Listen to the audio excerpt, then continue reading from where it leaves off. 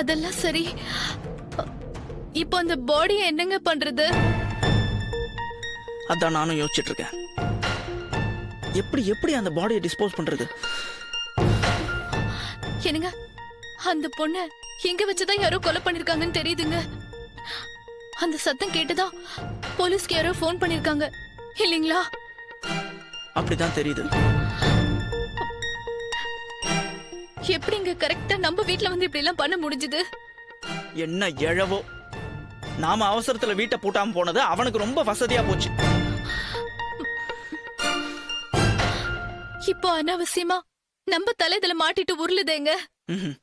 அப்படியெல்லாம் எதுவும் நடக்க கூடாது.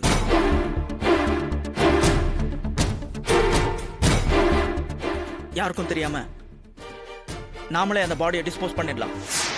ஐயோ, அது எப்படிங்க முடியும்? முடியும், எப்படியாவது முடியணும்.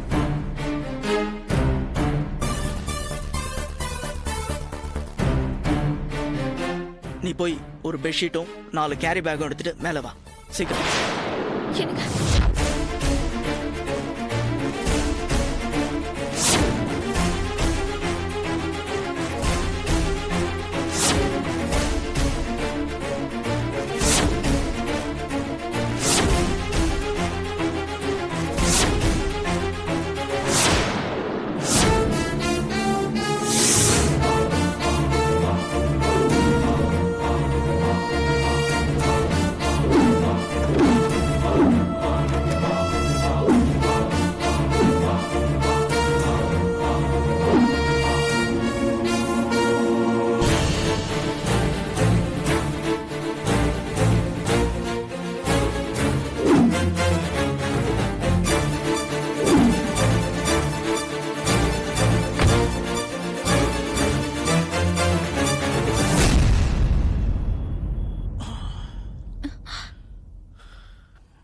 என்னங்க இந்த டைம்ல ரோட்ல போனா ஜனங்க யாரும் இருக்க மாட்டாங்க. ஆனா வழியில போலீஸ் பிடிச்சிட்டா? ஆமாங்க, நீங்க சொல்றது சரிதான். விடிஞ்சதும் போலாங்க. விடிஞ்சாலும் டேஞ்சர் தான். இப்ப டைம் என்ன பாரு, 12 ஆகுதுங்க. நம்ம ஒரு 4 மணிக்கு மேல போலாம். ஆமா, எங்க போய் இதை டிஸ்போஸ் பண்ண போறோம்? பார்க்கலாம். எனக்கும் ஒன்றும் புரியல. கொண்டு போய் ஏதாவது ரயில்வே ட்ராக்ல போட்டுடலாமான்னு யோசிக்கிறேன். இல்லைன்னா எனக்கு தெரிஞ்ச ஒரு இடம் இருக்கு, ஆனா அங்க போய் பார்க்கலாம் அது எந்த அளவுக்கு சரி வரும். எனக்கு என்னமோ இதெல்லாம் பயமா இருக்குங்க. பேசாம அந்த இன்ஸ்பெக்டர் சந்திச்சு இந்த விஷயத்த சொல்லிடலாமாங்க? அவன் ஆளே சரியில்லை வித்யா. நாளைக்கு வேற எனக்கு ஃபாரின் பயர்ஸோட மீட்டிங் இருக்கு. அதை நான் அட்டன் பண்ணி ஆகணும். ஒர்க் ஆர்டர்ஸை கலெக்ட் பண்ணணும். இது நான் ஏற்கனவே உங்ககிட்ட சொன்னேன்ல.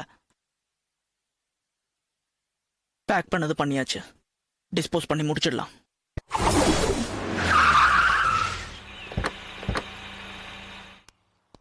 இறங்கு. என்னங்க இங்க வந்திருக்கோம்? சொல்றேன்.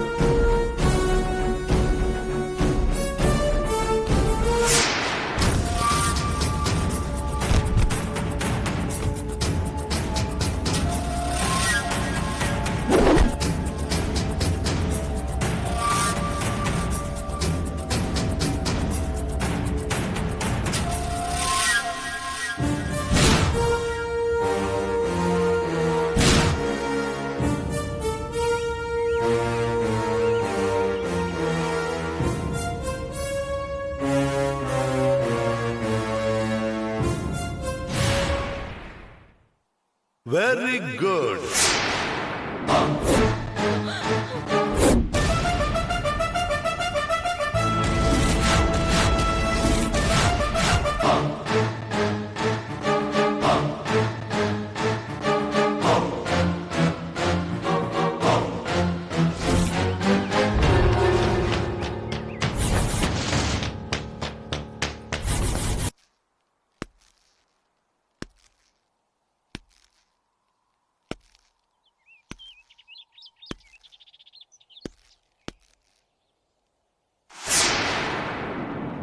சூப்பர்.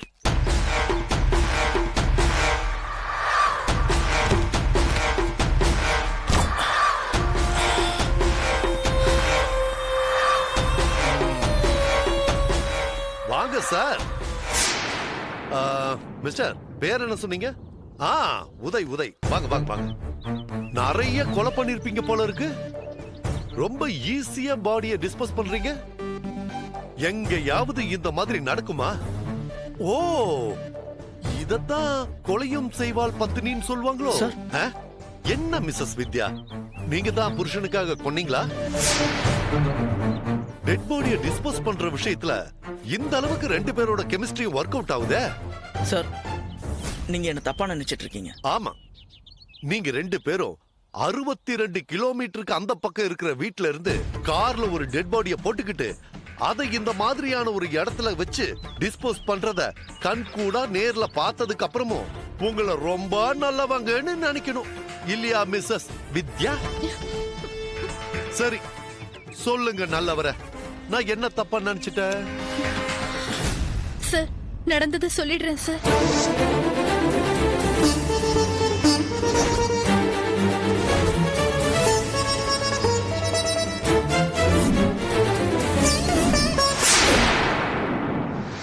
சார், உண்மையை சொல்லணும்னா நீங்க பேசின விதத்தை பார்த்து நான் பயந்துட்டேன் சார். நம்புற மாதிரியே இல்லையே. நான் எப்படி பேசினா உங்களுக்கு என்ன?